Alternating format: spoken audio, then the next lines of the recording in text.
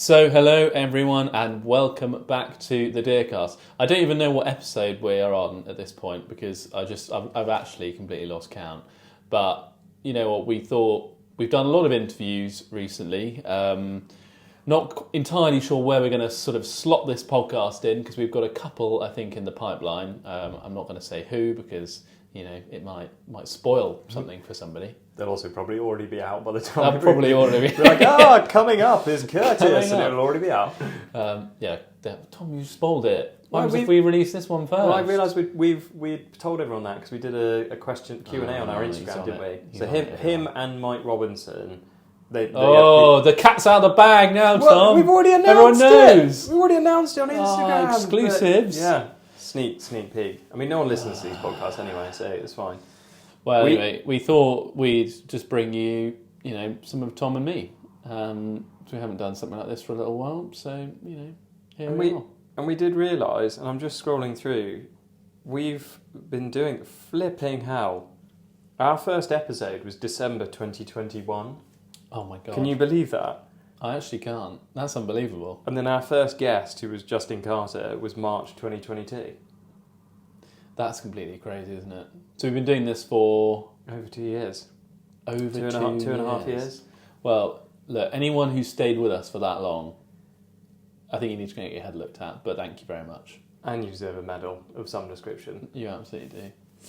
Well, here we are. So, Tom, the last podcast we recorded, just me and you, I think, was probably recorded in, what do you think? November? Yeah, probably wouldn't have been November. I think we were talking about the end of the fallow... No, we were talking about the start of the fallow season. So, what's new in your life? What's new in your world? So, we're recording this in June. Yeah. So 6-7 months later, so my chair's squeaking. 6-7 months later, a truly ridiculous fallow season. The weather was an absolute pain in the backside. It just felt like it never stopped raining, which meant that everything got wet every time you took it out. Extracting carcasses was tricky because you couldn't get the car anywhere near close, and therefore everything got wet and muddy in terms of carcasses. And I also found it meant deer's behaviour was a bit odd because some mornings you'd think it'd be a sure thing, but actually if you got up first thing in the morning and it was pouring rain, nothing was out. But then by the time it got dry at 10, 11 o'clock, everything then ventured out. And of course you were back working or whatever by then. But man, I think I totted the figures up because I did a kind of end of season review video for YouTube the other day. And I think I was sort of 160, 170 deer in the kind of season, 100 of those off one place. Which was... And you took on this piece of ground probably about the same sort of time that we recorded the last podcast. Yeah. And you've had 100 deer off there. Yeah. That's a shift. It is a hell of a shift. And we should say both Tom and I work full-time jobs, not being deer managers. No. So, that is quite a shift, I'll say. It is quite a shift. What I realised, I've always hated morning stalking until recently, or until this season just gone. And actually I found that mornings were super productive because you could either catch the deer before they headed back in after feeding, or you could get out there early enough when it was dark and basically get into position and wait for the light to come up and then ambush them. Yep. And also, it worked really well from the perspective of having a job that in the winter it meant I could get up at 5:30, get out, stalk, work from home that day, or if I had a meeting nearby, I could still be either back at my desk or at whatever meeting by 9 o'clock. Yeah, it's very good, isn't it? It worked really well. Whereas in the evenings, it's, I don't know. You're always rushing, aren't you? Dark by 4:30. You can't get out after work, and the deer I find in the evenings still come out at the same time they do in the summer, as in 6-7 o'clock. So they were coming out when it was pitch black, and you're like, well, I can't see you now. Question for you. Yeah. Of those 100 deer, yeah, if you didn't have a thermal, how many would you have shot?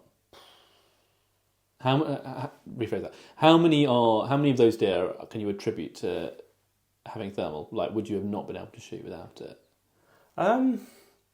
It's difficult to say. There's probably a handful that I wouldn't have known were there was it not for the thermal, as in like stalking through woodland, and probably more so muntjac, perhaps, that you scan with a thermal and you suddenly see one and you're like, I would never have seen that with the naked eye, even through a set of binoculars, because they just camouflage that well. With the fallow, I think my cull number would have undoubtedly been lower, but probably more from the fact that, like I said, you can get somewhere when it's still dark in the morning, scan with the thermal, you know where they are, and you can start to stalk into them. Whereas if you haven't got a thermal, you're kind of guessing where they might be and potentially bumping them as you slowly stalk your way in, I guess. Yeah. Very interesting. So you've had 180, did you say, deer? I think it's 160 or 170, about that number. All shot with fox bullets. All of them? All of them. Wow, okay. And so I think, to me, like a really good kind of proof that copper bullets work. Like, everything died. Everything died humanely. I didn't have any runners, any problems like that. The only issues I had were partway through the season. And I think some of this was due to me, some of this was due to the bullets. And I found this issue only with the 130 grain bullets, because I was getting a lot of bruising under the skin once they got skinned. Some of that, I think, was me, where I wasn't potentially bleeding them well enough and potentially quick enough. So particularly in the mornings, like if you got into a group of fallow, you might shoot one, and if you saw the group move on but not move on that far, is I would go after that group, potentially shoot another one, maybe even then go after another, and then I'd work my way back and start bleeding them. And I think that had an impact on how much bruising there was and blood under the carcass, under the skin, sorry. Whereas with the 150 grain bullets, I haven't had that issue at all. So I've now completely switched to 150s. And that's what basically going off Pool Hills, not necessarily going just because of the advice, but as he says, slower is sometimes better, even slower with copper. And heavier. Slower and heavier is the game. Yeah. And that works. Yeah, and I've had, I don't know, 5-6 roebuck so far, and all with 150 grain bullets. And again, you would think, like, with a smaller animal, bigger, heavier bullet would do so much more damage. But the roebuck, I go to the pub last night, like, you would, I was about to say you wouldn't even know it had been shot. I mean, it's got an entrance and an exit wound, but apart from that, and a tiny bit of bruising around each side, but other than that, next to nothing. Like, really nice, clean carcasses. And this is 308, which you say as well. Yeah. Obviously, because Tom only shoots 308, but it's the only sensible calibre. It's the only calibre you need. It just isn't, but that's okay. Well, that's amazing, really, to shoot 170 deer and not have any runners. Yeah. Serious runners. No. You know, like, regardless of bullet type, that's quite a feat in itself. Which I do like, and we're not paid by Fox. We're not given anything to say that. So there's no reason to say that other than that just the bullets just work. And I think other than that, like, all my kit and equipment, apart from the Napier auto click. There's a story here, isn't there? Yeah. Apart from that, everything has worked flawlessly. So binos, knife, clothing, sticks, thermal. I'm not going to change anything. Very happy with everything there. The Napier auto click. It's just, if you're shooting muntjac, roe, Chinese water deer, you'll love it and it'll be fine. And it's a great way to do a suspended gralloch from a conventional hatchback style car. If you're shooting fallow or reds, it's garbage. Yeah. What happens, Tom? What happens? Go on. So, one, if you use it with the ratcheting auto click, the auto click or auto lift, sorry, I can't remember which way around it is, but the Napier auto click, I think, is the bar. The auto lift is the kind of ratcheting winch thing that fits, you would think fits onto it. And we should say, for those who can't visualise what this is, the idea is that you open the boot of your hatchback, and between the 2 points where the boot connects, as in like the bottom and the top, when the boot's open, there's like a bar, isn't there? Yeah. And then there's a hook that goes on the top where it latches in. Yeah. And then from there, you either have your own bit of rope, or you have a system that's like a seat belt, isn't it? Basically on a ratchet strap. That's kind of how I would describe it. And then you kind of ratchet it up. Sorry. Exactly. Go on. And so all of that looks great. And as I said, if you're using it for roe, muntjac, Chinese water deer, it'll all work fine and you'll be happy as Larry. Yeah. August time, I literally, classic fallow pricket or buck, sorrel, whatever it was, cut through its hocks, literally gambrel through and started ratcheting the auto lift, and immediately the hook on the auto click just bent. And I was like, right, brilliant. Spoke to Napier and they said, oh yeah, the movement of the ratchet basically warms up the metal of the hook and that will cause it to bend. And right. They said it's deliberately designed to bend under that kind of stress because it's been deliberately designed as a weak point in that mechanism so it doesn't damage your car boot. So I was like, right, okay, fine. So basically you can't use anything ratcheting on that system because it will force that hook to bend. With anything heavy. With anything heavy. But I think it's rated up to 100 kilos, isn't it? Yeah, and they do say you can use it for fallow or reds. Yeah. So maybe very small ones. In fairness to them, they sent me a new kind of hooky bit for the top. Okay. So I was like, fair enough. Okay. Yeah, so I just didn't. I just put the auto lift to one side and just used the auto click. And what I found was after a few months, the hook still bent if you put a really heavy fallow on it. And I mean, we're not shooting massively heavy fallow around here, I would say. We don't have very heavy fallow. Like we don't have your kind of Hampshire style, fallow deer, or like where our average weight is 30 kilos. Yeah. So not huge, big animals. No. And I found it bent, and then to protect your car between the kind of aluminium box and the hook, there's a kind of rubber. I don't know what you do. It's like a rubber boot, isn't it? Yeah, like a boot that goes on the top between the boot and between the boot lid and the aluminium box to basically stop the box scratching your car, I guess. And obviously, the movement of hooking a car onto the system and swinging it and moving it around basically wore through that rubber bit 2 or 3 times. And again, I just found myself buying more and more replacement bits for this system. Just thinking... Oh, really? Yeah. Oh, dear. I was just like, this just isn't... It's That's not not up fun, to it. is it? No. So it's gone. So it's really designed for someone who does a couple of deer a year. Probably roe. Yeah, I would say so. But it is... I mean, if you do that, because I've been out with you and used it, and it's brilliant. It's really good. It suspends the deer perfectly over the back of the car. Yeah. Ground it, what have you, and then it's there and ready to be swung into a carcass tray. Yeah. And that is a really simple and good idea. It's great. But it's just maybe they need like a pros version. So they do a version that clips onto a tow hitch. Yeah. Which I feel is in Napier's defence, that's probably what they'd say to me, is they would say, as you pointed out, the version they made is for someone who is shooting a handful of deer a year and wants something small and lightweight to go in the back of the car. If you want to do something more robust and more of a kind of semi-professional use, go for I think it's called the truck click. Yeah. Which probably is a wholly more robust thing, yes. But then again, it's a lot less transportable and all that jazz. So. Yeah. So, do you want to tell the ladies and gentlemen what you've actually done now? So, I took a trip to our local metal fabricators one day. Basically, when the auto click had fallen apart for the 100th millionth time. I went to our local metal fabricators, described the problem, thinking they were going to think I was a complete lunatic. And they said, you're not the first person to have come to us with such a problem relating to extraction and processing of deer. And it turns out one of our local estates around here, the gamekeepers had been in recently, kind of talking about similar stuff. And what we devised was putting a set of roof racks and a roof cage on the roof of my car.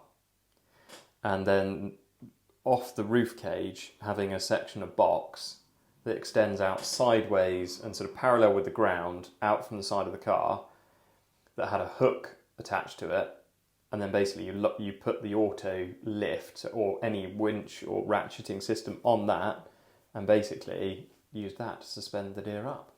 Genius. It is a very simple solution. The disadvantage is I now have a roof cage and roof bars permanently attached to my car, which creates a lot of wind noise and feedback on long, high speed journeys. Is that not comfortable? beyond 70 miles an hour, which, if there are any police listening, I never do. Of course. But you get and to be fair, I'd say between 50 and 70, if there's a strong wind, it feels like you have a sail attached to the roof of the car, and you do get quite a bit of feedback. Like the steering wheel sometimes is sort of like... Oh dear. Rattling like a pneumatic drill. Oh, okay. Yeah. Okay. So it might not, again, be the long-term solution. Maybe not, yeah. So, again, anyone knows any solutions, please let me know. Could you maybe sort of temporarily have like a little mount that mounts it onto the bars or something like that? Well, I did think about this, but I thought equally, anything that's quick on or off, I fear has the potential to fail on the motorway, and you just send your roof rack, like, hurtling into the car behind. But you could just put it on when you go stalking, couldn't you? Yeah. But I do sometimes go on motorways. I go on the M40 to get to Tame. Oh, of course you do. Yeah. That is a flipping problem. Which has, again, led me round the merry circle of, do I just have a dedicated stalking vehicle, i.e. a pickup, that you have something that comes off tow hitch and you suspend gralloch off that and you have a normal car for day job, which is what led me to find the Forestry Commission pickup that was on Auto Trader the other day. Yeah. Which some bastard bought before I got a chance to go and have a look at it. Some very canny deer stalker thought, that is the ultimate deer truck. Yeah. And these are not going to come up that often, and quite sensibly went and bought it. So I think it was Toyota Hilux. Yeah. Green. Yeah. With a truck back on it. Beautiful. With a gun cabinet in it instead of the back seats. Unbelievable. A dog cage, Oh. a winch. Wait, where was the winch? In the back. Oh, for winching them into the bed. Oh my God! Stop. Yeah. I God. think it done 70 to 80,000 miles from memory. Oh, Thomas. $8,000. Steal. Probably had $8,000 worth of work done to it. Well, yeah. And the worst bit is, I spotted it at a weekend, and my wife saw me looking at it on the phone. And she was like, just buy it. She was like, if it makes you happy, just buy it. She was like, you'll never find a more perfectly customised vehicle. So I even had wife sign off. What happened? Well, we were away that weekend, and I thought, I'll wait till the Monday, I'll get back, and I'll go and see it first thing on Monday morning. Of course, woke up, 8 o'clock Monday morning, was looking on Auto Trader, gone. Sold. No time like the present. That's the problem. No. Next time, drive back one. from Yorkshire immediately, Yeah. buy said truck, be happy. Just buy it. Completely sight unseen. Yeah. Oh, God. Okay. So- Well, if anyone has an ex-Forestry Commission green Toyota Hilux that they don't want anymore, then you've got to buy it. Yeah. More importantly, Harold, I've just been talking about me for the last, 20 minutes and driven everyone asleep. What have you been up to since we last recorded? No, don't worry. I feel like I've had a much less exciting season than you. I probably shot a lot less deer than you, but I've had a probably equally miserable time tramping around in the mud and the rain, which has been, mildly miserable, but I'm sure everyone wallows in the same misery. Yeah. I'm waiting for you to drop the bombshell. Well, I do have a new gun. Yeah. It is a Kiplau. Yeah. It is a 308. Yeah. And it's a Bagara. Yeah. What else?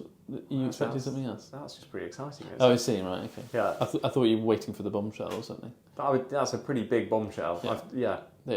So that was a big excitement for me. Which I've got to admit, I didn't think it would ever happen, because you've been talking about it for so long and looking at them and telling me the variations have gone in and all this rubbish, and I had given up hope.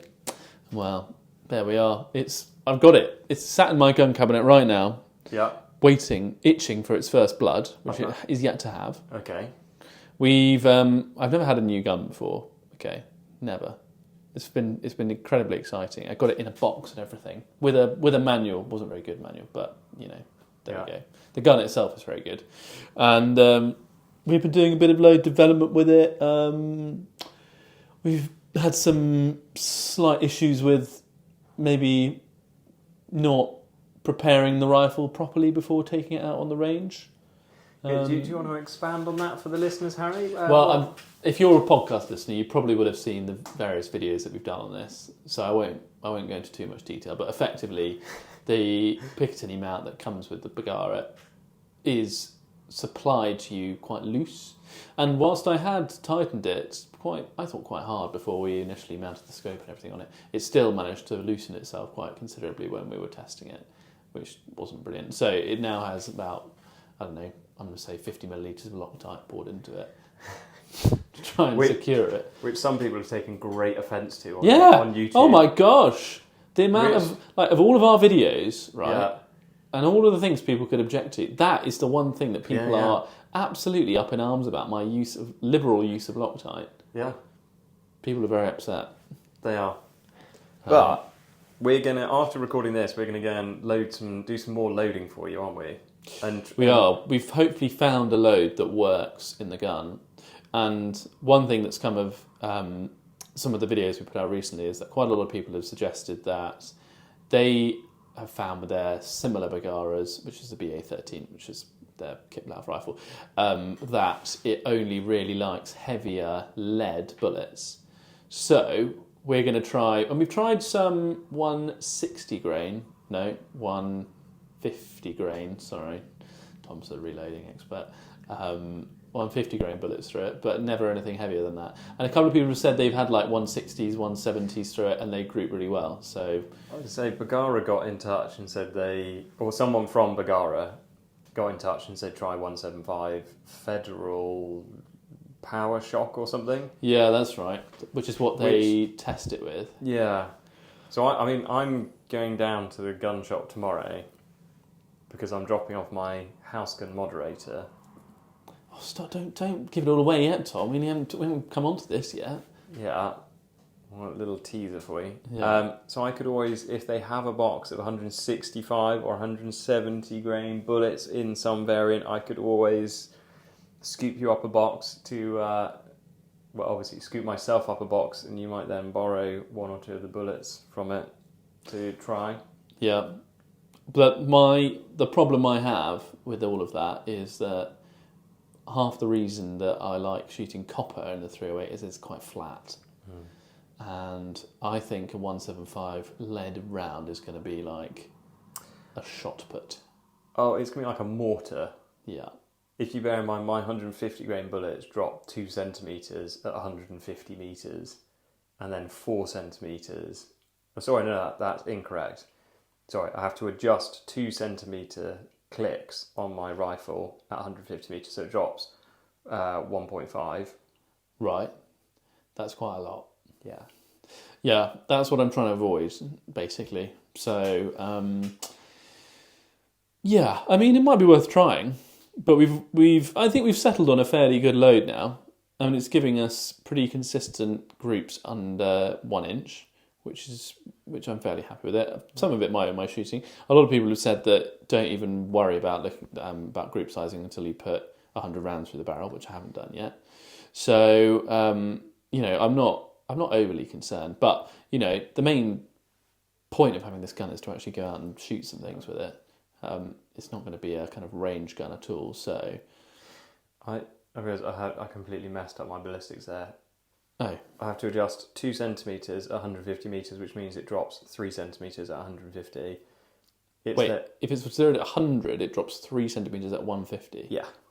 God, that is a lot. And then what about 200? I have to do 6 clicks, so it's dropped 12 centimetres. What? Yeah. At 200 yards? Yeah. Fucking hell. Excuse my French. So 175s are going to be like, I don't know, 30, 40 centimetres. Yeah, I can't do that. So what we've tried is 130 grain and 150 grain bullets in your rifle. We have got some 112.5 grain U-tree bullets, which I think we should try. They're going to be absolute lasers. They were, and when we tried them in my Tikka about a year ago, they were literally one through the same hole. They were, that's true. They were deadly. But your Tikka is quite deadly accurate. Yeah. They're worth a go, aren't they? I think worth a try. Okay, well maybe we'll try some of those as well. So I think we can get that booked in. By the time you listen to this, you'll probably have seen all the YouTube videos of us fucking around with this and it being a complete disaster. But there we go. So yeah, all of that is basically to say that I haven't shot anything with it yet, and I'm itching to. So we're gonna, Muntjac, Roebuck, something like that. And as soon as we got some bullets loaded up, I think that's the plan. Yeah. And that sort of really sums up my season. You know what we haven't touched on that happened since we last recorded? Oh, what, the Stalking show? Yeah. That's true. Have we done a Stalking show review? I think we did a little one, didn't we? I don't think we did. I think we recorded a few episodes whilst we were there with various people. I say a few episodes, more than we've ever done before. And we've done a lot of episodes of the Stalking show. And huge thank you to Divana for loaning us Bobby's box. Yeah. Because that absolutely top legends. Made it. Yeah. And being such good sports for the whole weekend. Yeah. Great fun. They were absolute legends. Good group of guys who also are now Tom's targets. So, you know. And I need to buy from them because they do a really good target that is, it's like a spike that goes in the ground. Yeah. And then you just hang a little gun off it. You've talked about this before. Yeah. I keep forgetting, but I actually just need to, I'm going to write it on my to-do list. I'm actually just going to go out and buy one. I think you should. I think you use that a lot. Because they do one with like a stand base to it. Mm. My fear is where we are. There's nowhere flat. Whereas with the spike, just jab it in. Jab it in. Bob's your uncle. Whack a plate on it. I really like the Zero Hero they do, which we've got. Excellent piece of kit. But it does rely on you having a piece of wood or cardboard or something suitable to put in it, doesn't it? Yeah, it does. But that's... you normally have something you can jam in there. Yeah. And it's just very, very handy. So yeah, the Stalking show. I mean, better than ever, I think. Every single year we go back and it's just an absolutely great laugh. We had a great time. I think we did about, what did we do, like 8 or 9 interviews, something like that? Yeah. It was just iconic. I was just going on my phone to try and read, but I got distracted because I've received a response from Forestry and Land Scotland because I submitted a Freedom of Information request to them. Sorry, I'm a complete loser. On the 23rd of May, because we recorded a podcast with Ed from Edinburgh Rifles. Yeah. So again, I'm giving away everyone we've recorded with. And Harry. That's all of them. Harry's looking at giving me a dirty look, so the chair I'm just sitting on squeaking. But we recorded a podcast with him, and he told us that Forestry Land Scotland did a massive trial with Fox bullets and have got loads of like data on it and everything, and that in theory, if you submitted a Freedom of Information request, they should be able to release all that information. So I said Freedom of Information request, asking for it. They've just replied saying, information not released because they've applied Section 17(1)(b) of the Freedom of Information request because Forestry and Land Scotland do not hold any records, formal or informal, relating to the trial of lead-free ammunition before or after the year 2018 when the usage of lead ammunition ceased. What the frig does that mean? That doesn't mean anything. Right, are there any lawyers listening? Yeah. Any lawyers, then, especially those with a specialism in Freedom of Information Act, please write in and help us. Yeah. We need that information. That would be incredibly useful, actually, and interesting. Because the reason we were kind of after it was, Ed said obviously the Forestry and Land Scotland Rangers used Fox bullets exclusively for a year on Reds and Roe, I presume. And they had to record like everything from the distance of the shot taken, how far a bullet penetrated, whether it came out the other side, how far the animal ran, was it dead, did it need a follow-up shot, etc. And I mean, God knows how many like hundreds or thousands of deer that must cover. But it'd be super interesting, I think, super interesting information to have. It would. That Forestry and Land Scotland, the bastards, won't give it to me. It's probably someone sat there listening to this podcast now who's received that Freedom of Information request and thought, who the fuck what sado has submitted this? I can tell you the name, it's probably not very professional of me to tell you the name, but No witch hunting, okay, everyone. Well, no, it's all right. So she signed it off. She's the secretariat officer. I'm not going to give out her name. Probably best we don't give her name out. No. We don't want the Deercast community to... To be fair, they can sue the Deercast if they like. We're worth jack all. That's true. Sue us for everything we're worth. Yeah. Nothing. Nothing. You've got nothing to come after. Haha. Sorry, so I interrupted you, Harry. We were talking about the Stalking show. No, I forgot what we were talking about because that was quite interesting. I didn't realise you'd actually submitted a freedom of information request. That's quite. You know me, Harry. You've gone to some significant lengths there. Well, it doesn't take much, and I feel bad for sort of institutions and bodies like that people can submit those kind of requests. It must be eat up massive time waste. So much time, yeah. God in heaven, can you imagine having to do that? But the trouble is, I feel like if I didn't, they just wouldn't bother responding. Whereas at least this way, they've responded with something that I don't really understand. What can you do about that, though? Apparently, according to the letter, I have the right to appeal.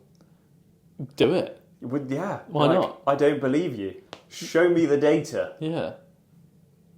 I'm just curious. Yeah, that is really. I'm quite interested by the response, actually. Yeah, I don't understand it, but I'm not the most clever man alive. Okay, anyone who understands these sort of things, then you know where to find us. So, the Stalking show, Thomas. How did you find it? I thought it was awesome. Yeah. Bigger and better than ever. They've expanded into another hall. Yeah. It went far too quickly. It did. We had a lovely romantic time in our 5-star hotel that we managed to get for £60. I'm not quite sure how we managed it. I'm sure there was some sort of error, but there we go. It was really cool to catch up with people. I'm not sure we saw anything new or that revolutionary in terms of products.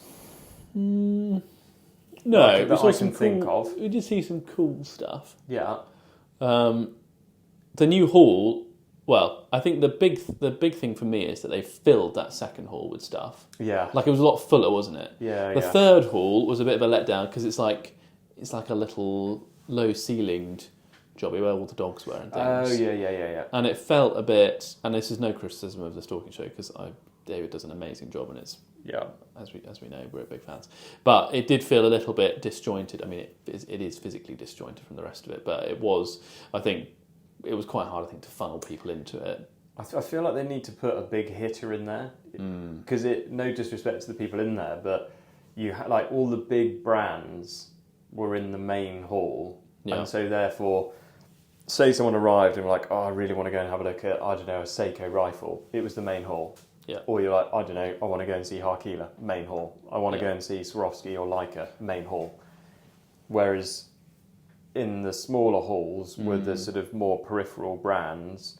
Yeah. And I feel like if you put, let's take, Blaser, and you chuck them in that hall, as in one of the small halls, people would look around the main hall and go, well, where are Blaser? And so I'd be like, oh, they're in the small hall. And that would then drag people in there and, encourage more circulation in that type of area. I think you might feel a bit shortchanged, though, if you were Blaser. If you were Blaser and you got from there. But you could then call it the Blaser Hall. I'm sure the people at Blaser would really enjoy that, actually. Yeah. It might be a bit confusing if it's full of dogs. Yeah, but Blaser do dog stuff, don't they? Do they? I'm sure they must do. Maybe. I don't think I bought anything, talking of brands. No. I bought some dog stuff. Yeah. No, I didn't really buy very much either. To be honest, compared to the year before, we were so busy. Yeah. Not only doing our interviews, but also just when we're wandering around, talking to people, and it's just not enough time. It needs to be a whole week. Yeah. Genuinely, there was stuff that I let. We were there for the full. We were there on the Friday. Yeah. And there's still stuff that I feel like I didn't actually fully go and see. No. Which is ridiculous, and we were there until 6 every night. Yeah. I think we have decided, haven't we, that we might not have our own dedicated Deercast stand next year, but we might try and have Bobby's box on someone else's stand, and that because I think the trouble with having your own stand is someone has got to be on the stand if it is your own Deercast stand. Yeah. 24/7 essentially. Otherwise, it's just a massive empty stand. Exactly. You feel a bit bad, and actually doing what we do it's quite advantageous to get out and about and talk to people and chat to them on their stands or bump into them and it's and much more dynamic. Yeah, if you can be a bit more roaming, I think. And it was just we all we really need when we're there is a nice little place slightly away from people. Yeah. To just say, let's go and have a chat, sort of thing. And that's what it was. But it was, like you say, taking up space that probably didn't need to, because there were plenty of people there who had high seats that were just sat there empty and high towers. And it's so very generous to the Stalking show to have given us that space. But it was. I felt bad that it was very generous. We had it and someone else didn't. Yeah. No, completely. And one of the big highlights was interviewing Hugh from the BDS. And then a fortnight, or maybe like a month later, I got home and cracked open the latest season of Clarkson's Farm. There he is. There he is, front and centre. Oh, Huey. Kept his mouth very, very quiet about that. Yeah, he did. Didn't mention it. I'm sure he had to sign, probably some absolutely legally binding NDA that would have sent him to prison. But that was quite surprising, because I heard about it before it came out, and then I saw it and I was like, who the hell is this going to be? Yeah. There you go, Hugh. Good lad. Good lad. Convinced me to renew my membership to the BDS, because full disclosure, I'd let it lapse. Yeah. Because I'd sort of partly geography. So where we are, we're in the Chilterns, and you kind of fall in a bit of a membership dead spot of the BDS, because you either sign up to the Oxfordshire branch, in which case most of the branch meetings seem to be like West Oxfordshire way, sort of Witney, Charlbury, that sort of direction, or you sign up to the East Anglia branch, and that is technically the branch that our postcode falls into, and most of the events are out in Essex or Suffolk.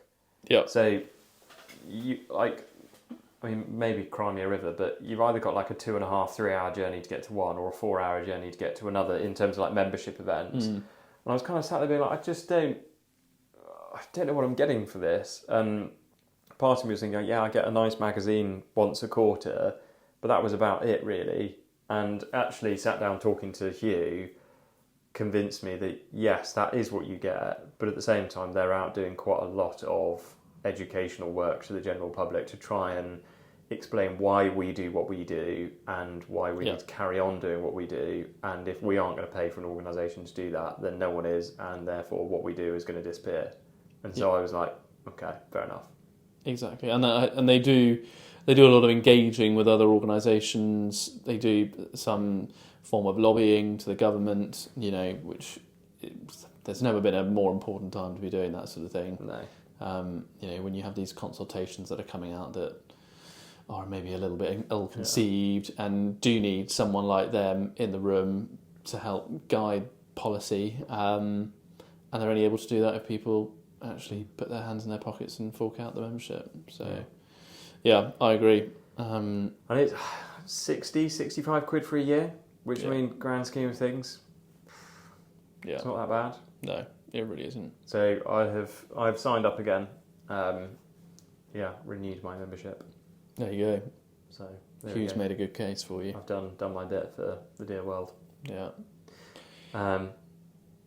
And talking of doing your bit for the dear world. Yeah. Also, have done. I don't know if I've passed yet. My DSC2. Oh yes. Well done. Which again, I felt like was one of those things that wasn't necessarily, apart from a certificate, wasn't necessarily going to give me anything. But I feel like as the deer stalking world, we owe it to.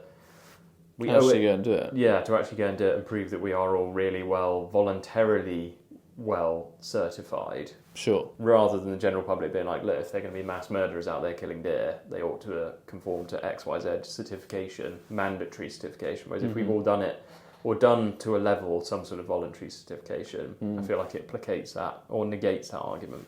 Yeah. So very good. When do you find out? Well, I'm still waiting on my sort of kind of like phone call interview. So I am doing a video on the whole process and have even videoed the actual stalk I did on it. Excellent. Because when I decided I was going to do my DSC2, the first thing I did was plug it into Google to see if anyone had kind of published any information about it, and there isn't really anything out there. And when you sign up, I've done it through the BDS, you get sent like a booklet that tells you what's going to happen, when, how, but like most people, I don't really read anything anymore. And it was also a little bit vague on some things. So we've got a video. I haven't finished it yet, but I can't remember where I was going with this.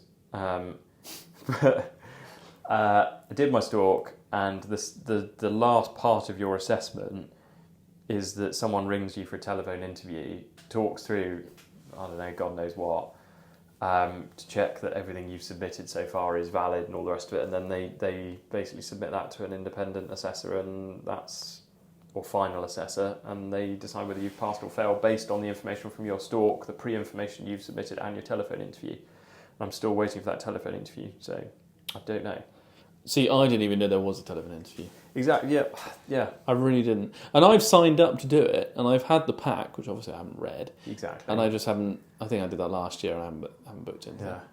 So for anyone that's wanting to do it, what I understand of it so far is you sign up, you have to fill out like a Deer-based CV, you have to submit copies of all your like qualifications to date and a little bit of like preamble about you to an online portal. Yeah.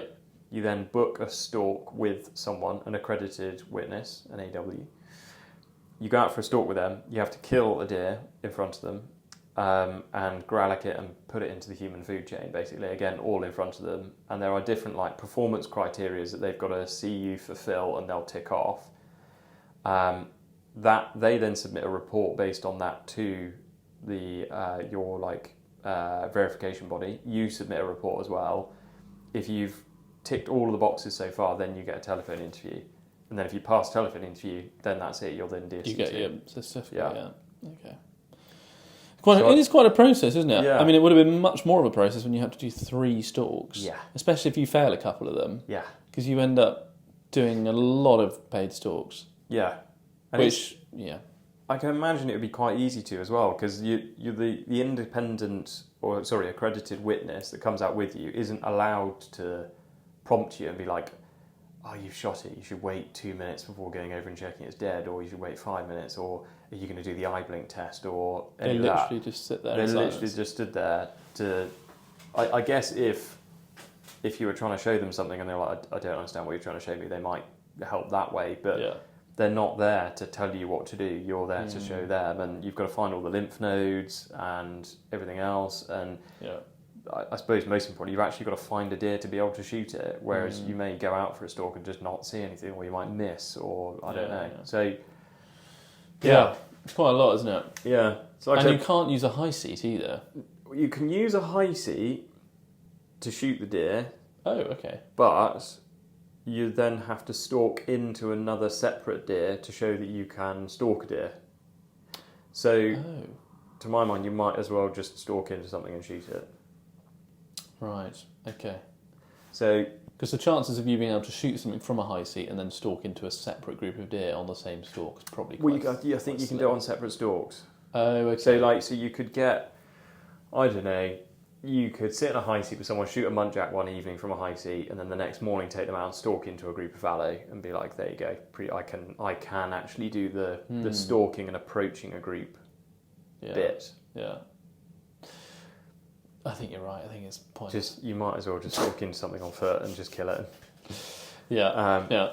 So I've got, as I said, most of a video kind of recorded on this, which we'll put out on the YouTube channel to try and kind of demystify as much as possible this process, so that if there are other people out there that were like, I want to do it, but I'm just not sure what it involves, I'm a bit nervous about it, it might hopefully make life easier. I don't know.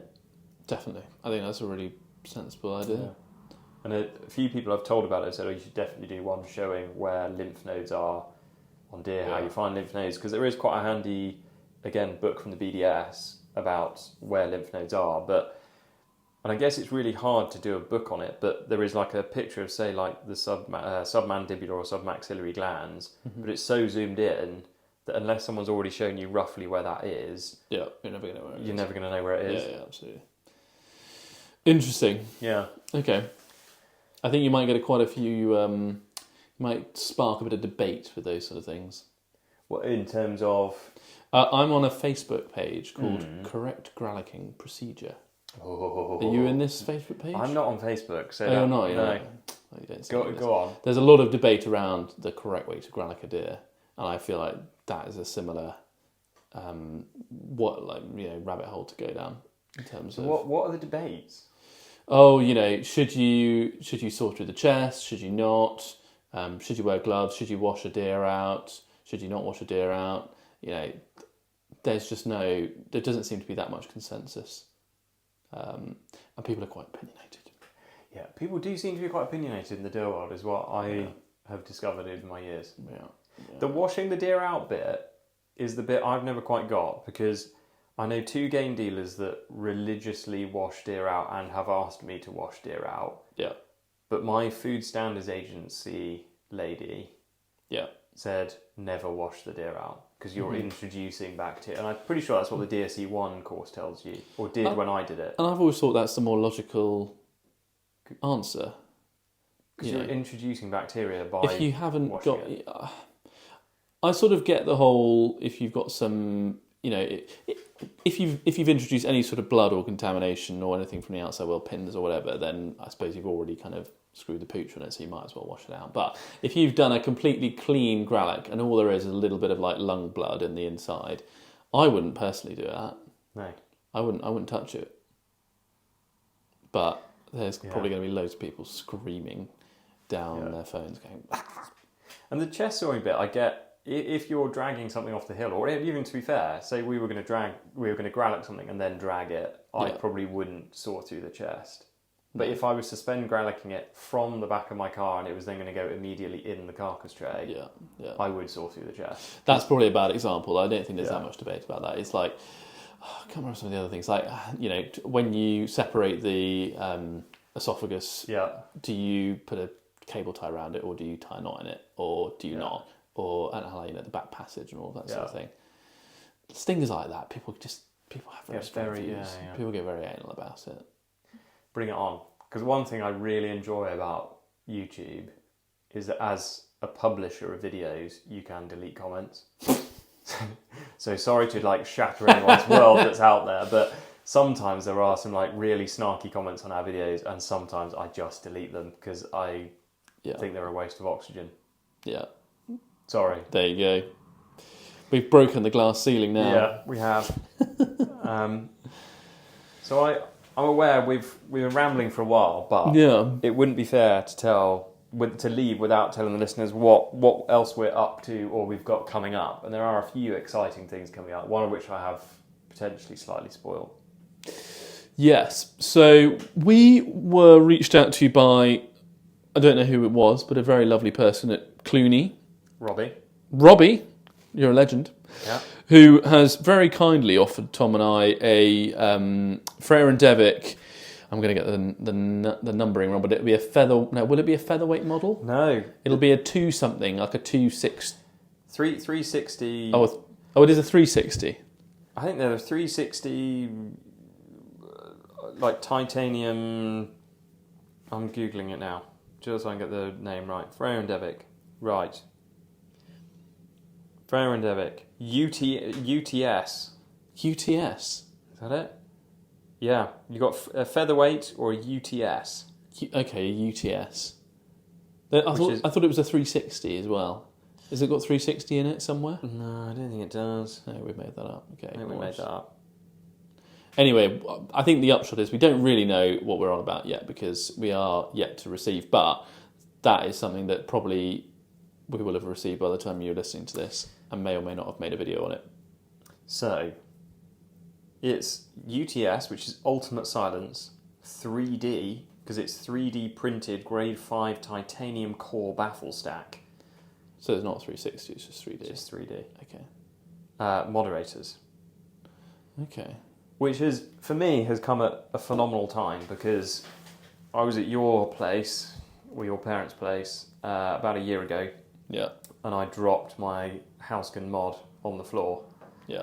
And it got a little bit damaged, but still serviceable. But I feel like that probably limited its lifespan, and so I think it's probably time, for safety's sake, that it was destroyed and replaced.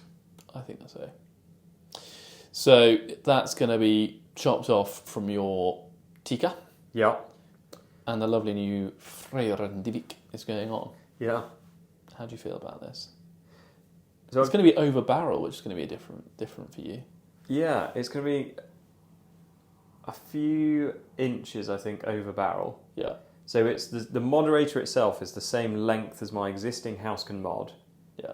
But will be a few inches over barrel. So in theory, the rifle will be a few inches shorter with the moderator on it. Yes. It's lighter than my existing Housecan mod. Yes. And according to Freyrendivic, will be quieter than my Housecan mod. So it's kind of offering, for the same size package, I guess, it's lighter and quieter and will be shorter on the gun. So yeah, it all sounds great. And I love my little mini stubby Freyrendivic that's on my kit valve. Had to get that. So on kind of face value, it just looks like it'll be great. You're on to a winner. Yeah. It is probably quite a lot more expensive than your Housecan, though. Yes. That would be the one downside. Yes, I would agree. So because these UTS mods are apparently, because they are titanium, and we are waiting for more information on all of this. Because they're titanium, they're much longer lasting, supposedly, and they are sealed units. So you can't take them apart to maintain them in theory because you don't need to. Yeah. So it offers that benefit, but you do pay for it. So I think the mod I've gone for is £465 compared to my Housecan, which I think was like 200 and something at the time. I mean, admittedly, this would be like 4 or 5 years ago. So will it last twice as long? That is the real question. Depends if I keep dropping them on concrete. Yeah. That will make a difference. That may affect things. Because I've never had a moderator like wear out. Do you know what I mean? In fairness, I probably don't shoot enough to wear one out. But I'm just realizing, because it's a real shame. I'm dropping my old Housecan mod off tomorrow to be disposed of. Yeah. And I might try and unscrew it tonight. That's a good idea. Because I've had it for like 5 years, if not longer. I'll have to check. Yeah. It'd be interesting to see what... I have cleaned it every now and then, but it'd be interesting to see what a 308 has done over the course of 5 years to a mod. Yeah. Very true. Because I think you, or anyone for that matter, dropping it is much more commonly going to be the end of its life than the baffles necessarily wearing out. But look, we're sort of hypothesising here. We're going to wait and see when we get them. Yeah. And that's coming up. Yeah. And in the works. And there's one other thing potentially in the works, isn't there? Oh, okay, go on then. I'll let you spill the beans on that. Well, I think this is your thunder to release. That sounds so That does sound so bad. So, thunder me. The lovely people at Bagara again have reached out to us and offered us the chance to come along to. Well, I don't think we really have any of the details yet, but it's basically a Bagara day. I think we're assuming it's going to be a range day to basically try out some of their new and existing products. We don't know where, we don't really know what yet, but hopefully by the time you listen to this, we'll have probably done it and might even have a video out on it. So, yeah, stay tuned.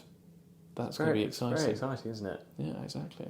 And there's plenty of other things going on that we probably can't talk to you about, so, you know. One other that I can mention, which I've only just remembered, is I have booked a trip up to Scotland in September to shoot a stag. I didn't know about this. So I'm going to try my hardest to get it on film. Wow. Which is going to happen one of two ways. Is your wife going to be your cameraman? This is what... So it's either going to be a GoPro on my head. Yeah. Or my wife is coming on the trip. Is whether Does she know you're going stalking? Yes. Are you sure? So there was a trade-off. Basically, I was like, I want to go to Scotland to shoot a red stag. Yeah. I sort of feel like, and this is how I sold it to her, it'll be a once-in-a-lifetime opportunity. And I was like, that's why I want to go and do this September. And she was like, well, I'll come with you, but I want to stay in a spa hotel. So at the time I was like, great, sounds good. not realising that a spa hotel near Pitlochry actually quite expensive. Yeah. So let's not talk about the price for very. It'll be very full of long. Americans, and no offence to Americans, but yeah, I won't elaborate on that. Yeah, so that's what we're doing, and it's whether I can persuade her to leave the spa hotel for a day to come up on the hill and watch me murder something. Might be a bit of a challenge Yeah. when there's a spa there, But sitting there waiting. we are going, I think we're in the hotel for like 5-6 days, so she could sacrifice one day to get amazing video content for you guys. Wow. Well, I guess we'll find out, won't we? Yeah. That's terribly exciting. Well, there we go. Well, thank you very much, everyone, for joining us again. Conscious we've taken up probably quite a lot of your time, and we will join you on the next one.